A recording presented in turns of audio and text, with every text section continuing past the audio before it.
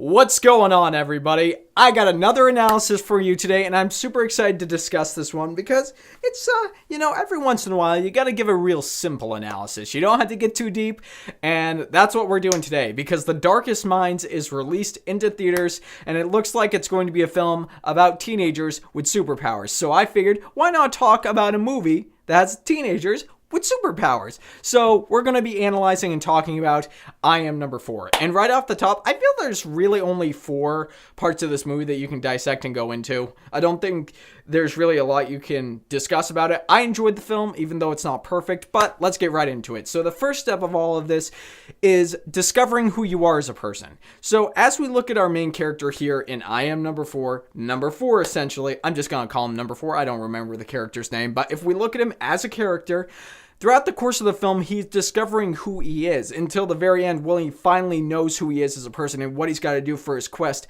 down the road. And I figured that's a perfect example of when we're young, going to high school, going through our teenage years, and finally as an adult. Because it can be a lifelong process discovering who you are. But the most important aspect about life is that you discover who you are, you discover what you're passionate about, so you can pursue that without any fear, without anything stopping you or anything getting in your way. And that also goes into the next step of this whole project, which is embracing your strength as a person. Because in the film, if we look at it, once he finds out who he is, once he finds out his strength, along with the buddies he has beside him, there's nothing that stops him. No monsters, no bat-like dog squirrel creatures can get in his way. He'll just pin him up against a locker. Nothing can get in his way. And that can be kind of like us. Whether you enjoy sports, whether you're a theater guy, whether you're a film person, whether you like going on long walks, or you like building businesses. Once you discover what your strength is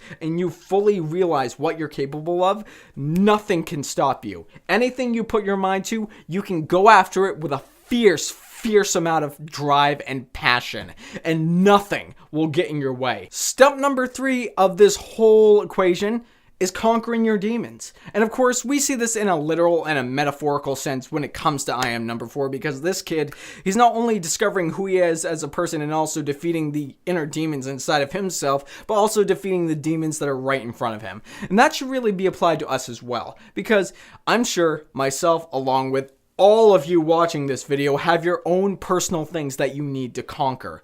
But that goes with our own strengths. Once we know who we are as people, once we know what we're passionate about, well, maybe we don't need to discover our passions, but once we know fully who we are as a person, we can go after our demons with a striking vengeance, and we can start taking them down one by one. Now, this also is a lifelong process from beginning to end. Searching for our demons and trying to figure out what they are in front of us and inside of our own hearts can be a difficult process.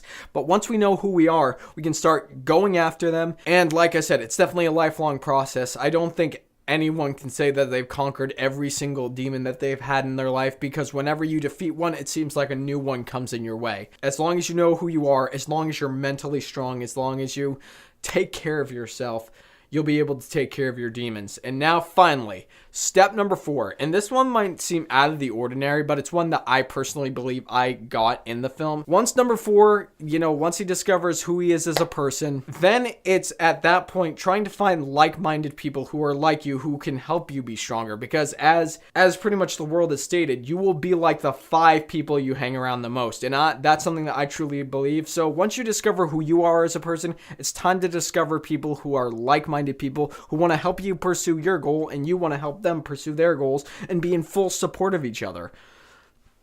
It's brilliant. And I wouldn't normally bring this up, but I want to bring it up on a happy note. The person who inspires me and I kind of thank for that kind of inspiration is John Schnepp.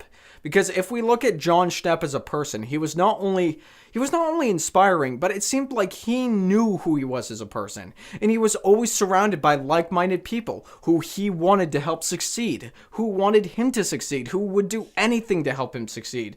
And from everything I have heard, John Schnepp was always that person who was continuously in full support of other people with what their dreams are. And we need more people like that in the world. We really, really, utterly do. And that's why, through this whole process, what I'd like to say, this 4-step process, this analysis of what I Am Number 4 has presented, is it's a process of discovering who you are as a person, fully and completely. And like, as I've stated many times, I mean, I know what I like and I know my passions, but I have my own personal inner demons, and I'm still trying to find like-minded people, which I think I've got a pretty good base here on YouTube with my buddy Zach Pope, with Ryan O'Toole, with so many others I've discovered on this platform. But, it doesn't need to be YouTube. The main point is, once you discover who you are as a person, it's time to meet other people. It's time to get out in the world and discover other people so you can collaborate, so you can create something, so you can build something from the ground up. It's fantastic. This whole process, discovering yourself, who you are, is important. And kindness and genuine and honesty, all that stuff is important as well. But none of the important factors of building a great life start until you discover who you are. And that's the important fact here, guys. And honestly, I want to get your thoughts on I Am Number 4. So tell me, what on earth do you glean from this movie? I understand not a lot of people like it. I do. It's kind of a guilty pleasure for me. But what are your thoughts? What do you analyze from I Am Number 4? Whatever your thoughts may be, leave them down in the comment section below. Let's get that conversation started. And of course, guys, if you want to contact me personally, all of my social media links are up above if you want to check those out. But I also have more analysis right over there at the top part of the screen. You should click that and check that out. Or if you want to know more about me, if you want to hear more of my thoughts on a surface level and in deeper prospect of what I think about movies and how much I love them, you should click over there to the Sweet Film Podcast, which me and my buddy Zach Pope do every single week, pretty much. Sometimes we take a break, but it is what it is. But those are the important things, guys. But first of all, before we go, thank all of you for showing up who are new here, new to these analysis, new to this channel. You guys are all rock stars. And if you like what you've seen here, then click right there and subscribe and become part of the fray of nerds who love cinema. You all have a fantastic day.